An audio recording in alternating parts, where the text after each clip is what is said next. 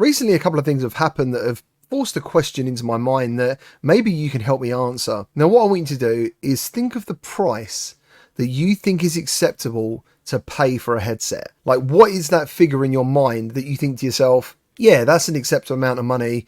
Going over that amount means that the headset has to be pretty special.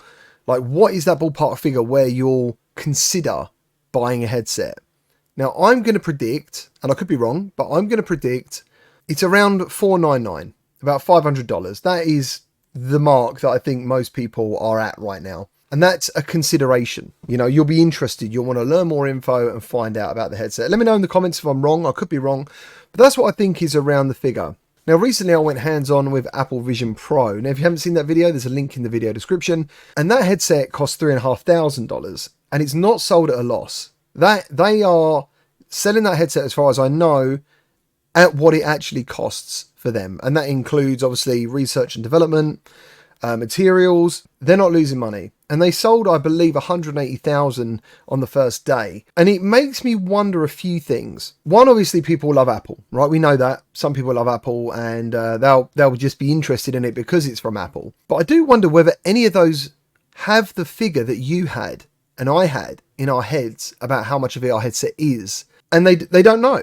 You know, that could be an acceptable figure. I mean, it sounds a lot of money, obviously, but they might not know what is the figure that we all had in our heads. Whatever the figure you had in your head, as I said, let me know in the comments. But my point is, I think Quest 2 has kind of messed everything up. I mean this in the sense that Quest 3, for example, is missing eye tracking. And it was kind of something that I don't want to live without, because once you've used PSVR 2 and see the way some games use it, even though it is underutilized in my opinion, you kind of want that. Once you've used that technology, you want it. And I do actually expect it kind of as a standard soon. It's got to be a standard, probably even now, really. But I reckon the reason they left it out of the Meta Quest 3, even though it is already being sold at a loss, is because of that. It's because of the figure that they think that you'll be interested in upgrading. Now, as far as I know, Quest 3 is doing okay. It's not doing as well as they expected, because the Quest 2 is $300. And it doesn't matter if I tell you how much better the Quest 3 is. The fact of the matter is, you can play every single game on Quest 2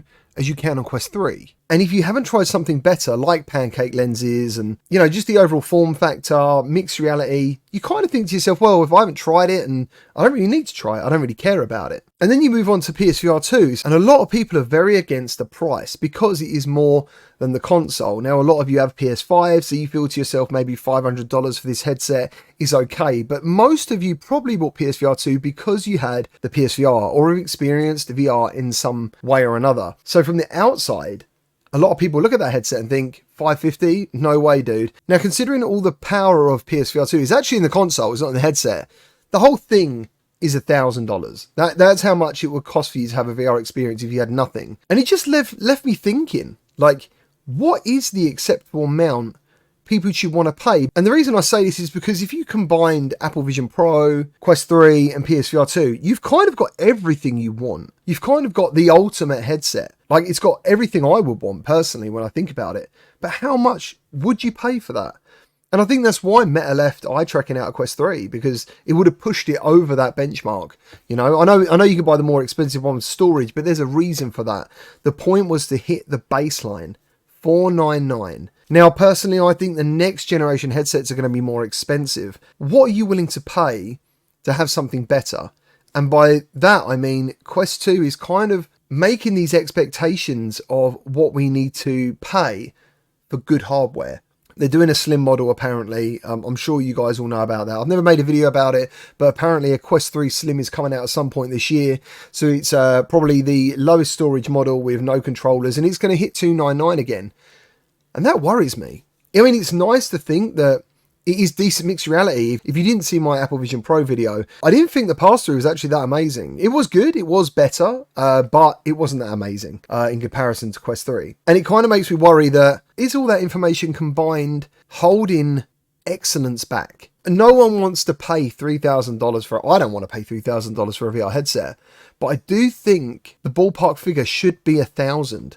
I think that's where it should be if you want to get the features that we all want. You know, if you want eye tracking. Now, the reason it really stood out to me the other day was playing Legendary Tales on PSVR 2. The developer gave me a special build, which I really wish he would have kept public. Maybe he wasn't allowed, but you could turn off dynamic foveated rendering in the headset. And the reason the developer did that was to prove to me the reason that PSVR 2 games simply don't look good that often. And as soon as you disabled dynamic foveated rendering, the games just went half the resolution, at least. It just didn't look as good. But as soon as you turned it on, dynamic foveated rendering in combination with eye tracking, the game looks really sharp, like really good as PC. And it just made me think, like, why are we moaning about paying $500 for these VR headsets when we've just had proof? If you want the very best of what is out there right now, it costs a hell of a lot of money, as Apple Vision Pro just proved. Like, no one knows how much Quest 3 is being sold at a loss for. No one knows. Even PSVR 2, I don't know if they're making exact money back for it. I mean, at the end of the day, as I said, it's got no processing power in it at all. Are they selling that at a loss? I don't know. I imagine what you're paying for it is what it costs. I'm not sure. But it made me think we kind of need a bit of a reset if we want to get progress in our hands. Apple Vision Pro has shown us that if you want pancake lenses and you want these amazing features, I think we've got to be prepared to pay for them. And I think as well with the Valve Deck card, for example, even though there was like a fake one put up the other day, I do think that will come out at $1,000.